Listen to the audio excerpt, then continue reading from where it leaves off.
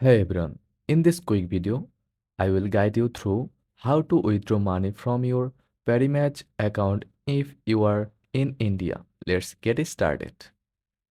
First of all, open the Parimatch app or website and log into your account. On the home page, look for the My Account or Profile section at the top right corner and click on it. After that, find and select the Withdraw Funds option. This will show you all available withdrawal methods like bank, transfer, UPI, or e-wallets. Choose the method that's most convenient for you. Enter the amount you would like to withdraw and fill in any necessary details like bank information or UPI ID depending on your selected method.